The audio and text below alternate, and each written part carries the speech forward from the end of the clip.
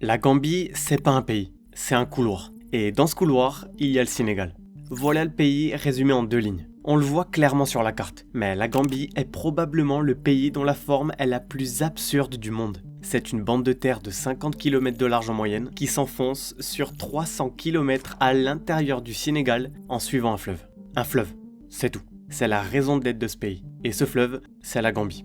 Donc le pays s'appelle comme le fleuve. C'est original. Si on devait déplacer la Gambie et la poser ailleurs, elle ressemblerait à une longue cicatrice sur une carte.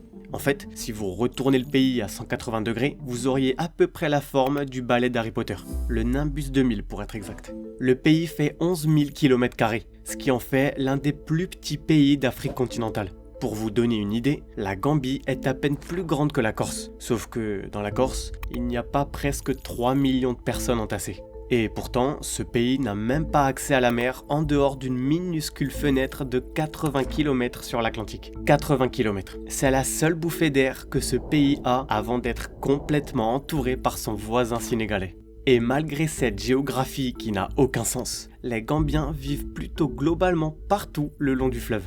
Logique, puisqu'en s'éloignant du fleuve de 25 km, on est déjà au Sénégal.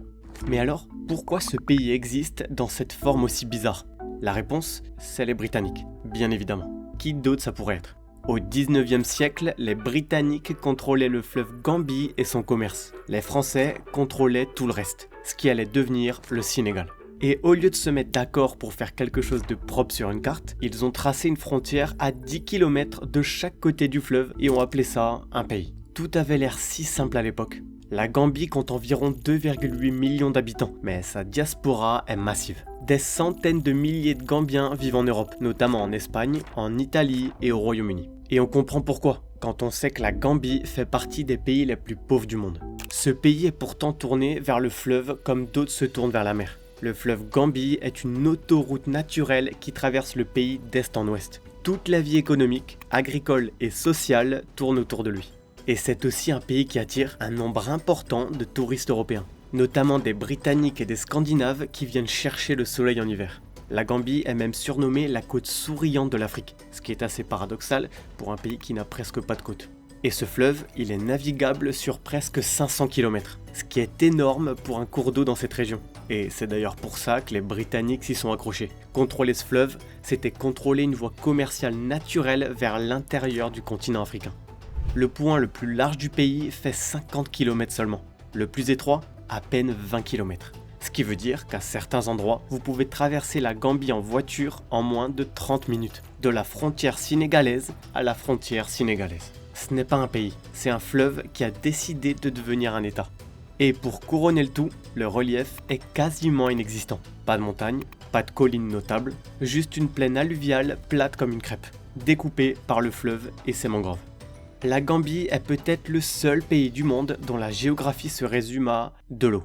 J'exagère bien sûr, il y a beaucoup d'autres choses en Gambie. C'est d'abord la côte souriante de l'Afrique, un surnom qui n'a rien d'un slogan touristique tant l'accueil y est sincère et chaleureux. Le pays est aussi reconnu comme une volière géante avec une biodiversité spectaculaire, dont plus de 500 espèces d'oiseaux colorés.